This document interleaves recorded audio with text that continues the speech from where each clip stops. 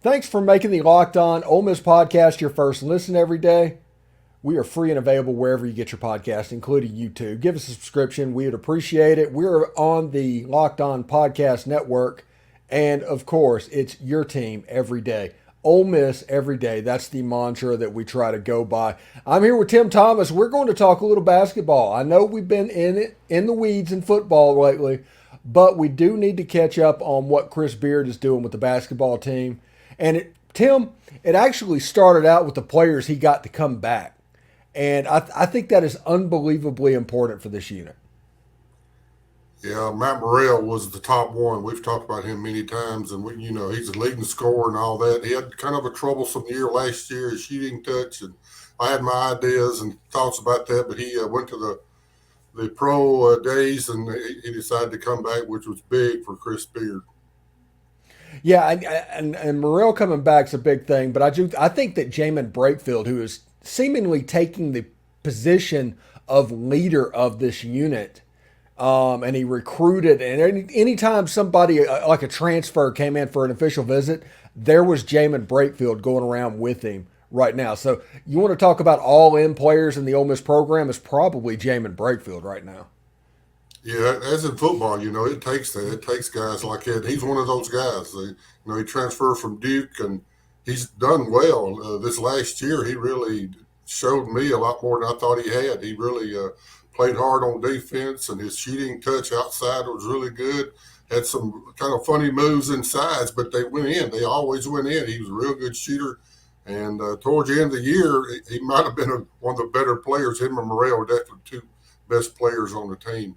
And I'm hoping another jump for him, and that'll be great for the team. Yeah, and the other one that is coming back that I want to talk about is TJ Caldwell. I think he's going to be a good player. He ended up starting at point guard, even though he's not really a point guard, but he can play it. He's more of a two or a swing guard type player because he's 6'4", 6'5", as it is. But Amari Abram is transferred out, so TJ Caldwell comes back with a chance to, I don't know, get some minutes on the floor. But once we start talking about these transfers that are coming in, all of that might change, and TJ might be like 11 on the bench after all of this. So I don't know. I don't know. He's talented. You're right. Yeah. He is. I think he'll do well. I could see last year he had some splashes, and he had come through and dunked one like a Michael Jordan dunk, and he can really shoot too. So I think he's going to jump like Terrence Davis did. He's going to jump a big jump from one year to the next. And Cowherd, I think they got him coming back too. Robert, evidently he's a good outside shooter. I wasn't sure about him. I wasn't sure where he was headed. He had redshirted, and so I said, well, I didn't know what he could. But evidently Beard was convinced that he could help in the 3-point part of the game. Yeah, and Lord knows the 3-point shooting part of the game is something we could use some help with.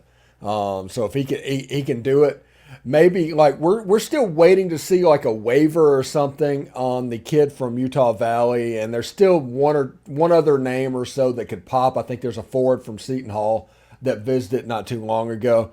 But we're at the point where the transfer season's kind of starting to slow down, and let's go through that a little bit. Starting with Brandon Murray, he started out at LSU, transferred to Georgetown. He's coming to Ole Miss, needs a waiver, extremely athletic guy, and he could be a difference maker offensively from time to time, I think. Yeah, I watched highlights on all these guys we're about to talk about, and I read everything I could read about him. And everybody said he was a bucket getter. I remember him a couple of years ago when he played at LSU before he transferred to Georgetown. He could really play. Freshman, really shoot, take the ball, the hole, dunk it any way he wanted to. Tremendous athlete, and he's going to be a tremendous help for us. Well, a lot of people don't really know about him, but he can really play. Yeah, it should be really interesting indeed. But he was the one that he was the first one, the inaugural transfer that Chris Beard was able to pull in, and you could see that like this was even before we were sure that Matt Morrell was coming back and other pieces. So Brandon Murray was a good piece for Chris Beard to start off with. The next one he got was somebody that has been referred to as a walking bucket from high school when he went to high school, and that's Austin Nunez, a point guard transfer from Arizona State. I think he played high school basketball maybe in San Antonio or something like that. Good player, good 3-point shooter, and he just fits the mold of that shifty little point guard that you see so many teams have these days. Yeah, I think he was a 4-star. He's a lefty, which is a little different, but he can really play. He had a concussion toward the end of the year, I read, at Arizona State, and didn't play for a while. So his numbers are not as good as they would be if he had played the whole year and got to, because a lot of times your freshman year, towards the end of the year is when you really get to shine. But Beard saw something in him. He had recruited him before, so he knew about him.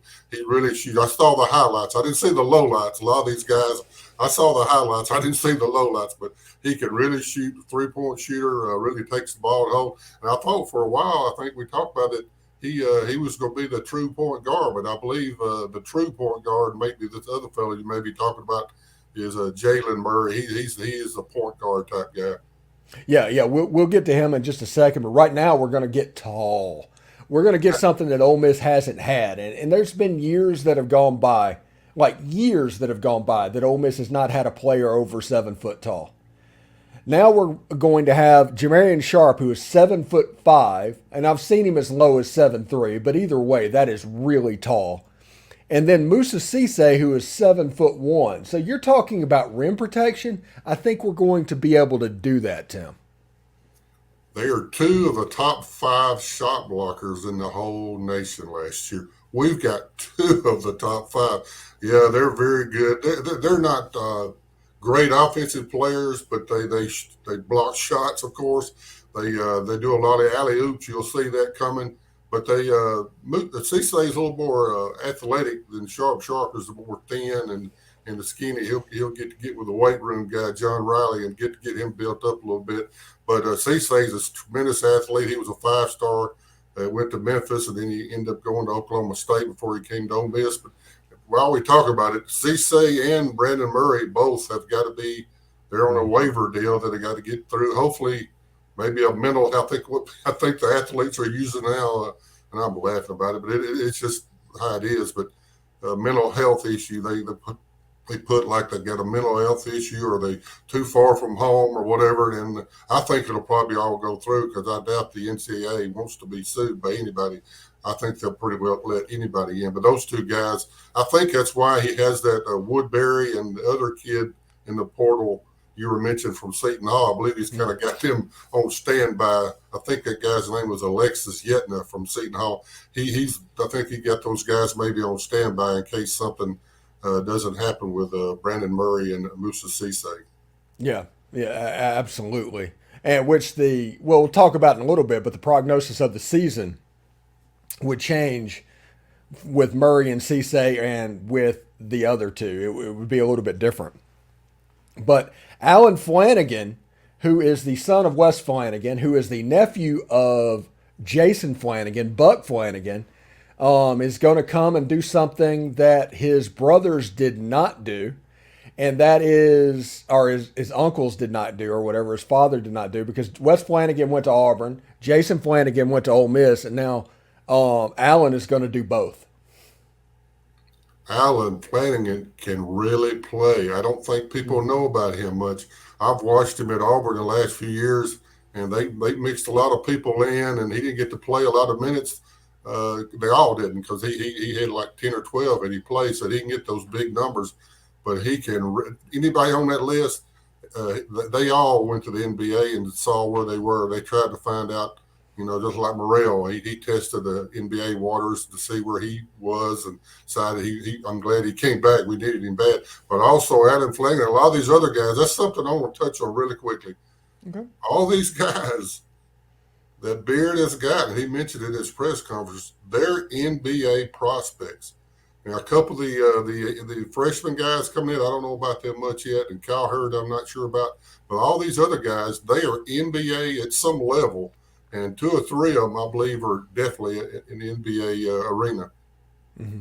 Yeah, it's a good basketball team he's assembled in just a short period of time at Ole Miss. The last transfer, well, maybe not the last transfer, but the last one that has happened, transfers Jalen Murray. He is the guard out of St. Peter's, the Peacocks. He is known for having a really good game and taking down the Kentucky Wildcats and being part of their magical NCAA tournament run. They love Jalen up at St. Peter's. He's from Putnam, Connecticut, and it's going to be a little bit of a culture shock for him, I imagine, when he gets down to Oxford, Mississippi.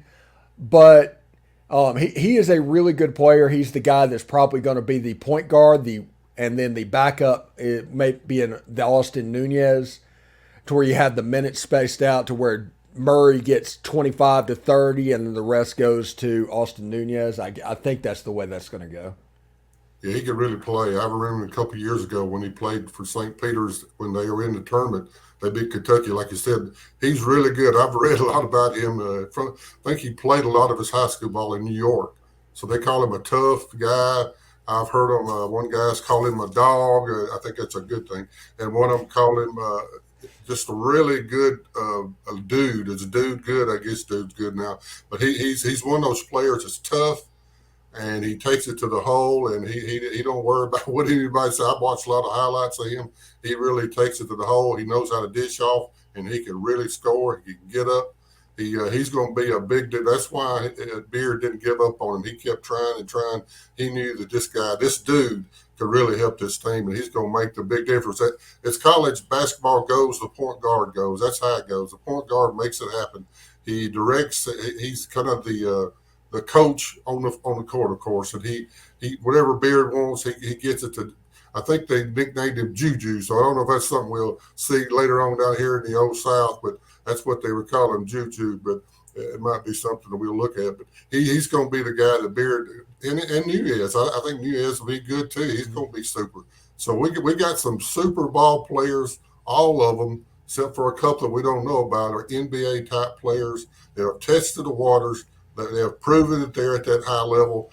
And Beard does not recruit. And he's got Flanagan and Pickens out there recruiting like crazy. They don't recruit low 3 stars or 2 stars or even low 4 stars.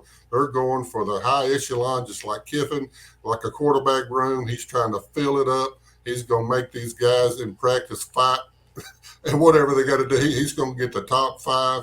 He don't care who they are. He don't care who their mama and daddy is. They're going to fight tooth and nail. And he's got the best players that he could assemble in this point in time. Yeah, it's absolutely phenomenal. So year one, Chris Beard, year one at Ole Miss. What are we looking at as a successful season? I think this is an NCAA tournament team, but what exactly should we be looking for? I looked at the potential schedule. They put it out. I tried everywhere. I tried to find it, and I finally found some of the early games. I looked on Wikipedia. Imagine that. They played Memphis at home, Southern Miss away. That's going to be in Biloxi. They got Bryant, Detroit, Mercer, Eastern Washington, at Temple, and at UCF. So they got several teams, and they also have a tournament coming up. They were supposed to be going to the Cayman Islands, and then I just saw it lately. They've changed it. Knowing Beard, he's probably trying to go to the Madison Square Garden. Probably, that's my opinion. He's trying to go big to try to get Ole Miss's name out there already, to get the big network showing the games. But the potential is tremendous. We're homers, I guess. My oldest son calls me a boomer or whatever. But I'm being optimistic that 18 to 20 maybe wins. I'm thinking that it may not make it, but everywhere he's been, we talked about it. Everywhere he's been, Little Rock, Texas. It took him a couple of years at Texas Tech, but they always had real good seasons. So I figure this year's going to be, knocking on the door for NCAA. I think we'll get in. Who knows? We'll wait and see. But I know he's got a talented group of guys, and if he coaches the way I know he does, he's got Flanagan, Pinkins, Brian Berg, and we think maybe Wes Case might be that extra 4th coach that they're letting people have. Now, hopefully it is Win Case, because he seemed like he drew those guys together. So I'm looking for a good year. I'm going to say 18 to be good, but I think that's good enough. If you get like a 9-9 record in the SEC, that's good enough to make the tournament. Yeah, and if you look at this roster real quick before we get out of here, you have 2 point guards that are true point guards that are like 6 foot tall-ish. I mean, Austin Nunez is like 6'2", but you're still in that area. You've got 2 giants, the rim protectors, and Sharp and Cisse. And then you have a bunch of dudes that are between like 6'4" and 6'8". and that just means versatility. If you're looking what Chris Beard can do, that's what he can do. And they're going to play defense, that no middle defense. They're going to try to keep everybody away from that middle. They're going to try to push the ball to one side or the other, push it down to the baseline. They're going to be matched up, and they're going to really get into the ball. They're not going to be playing off and saying, oh, wherever you want to go, I'll let you go, and I'll try to follow along with you. Stay. They're going to be into this guy. They're going to be into him. That's what it's called, into the guy, and they'll be help side, and then they're going to have the guys that he calls at the bottom. They're going to be called goalies, like in hockey. You know who's going to be those two goalies? Jamarian Sharp and Musa Cisse. They're going to be 7'5" and 7'1" goalies for this defense, and I believe it works. I watched a lot. I think I sent you a segment. It's really good. It's really smart, and it's worked. Yeah, everywhere he's been. Anyway, to everybody else, thank you for making the Locked On Ole Miss podcast your first listen every day. We're free and available wherever you get your podcasts, including YouTube. Subscribe there as well. We're part of the Locked On Podcast Network, your team every day. Tim, thank you so much for stopping by and do this and get us caught up on basketball. Once we get closer to the season, we'll have to do this again. Good deal. Jordan, appreciate you doing this. A lot of people listen to you and watch you every day, and I'm one of them. All right. Appreciate it, Tim. You have a good day, man. Howdy toddy. Howdy toddy.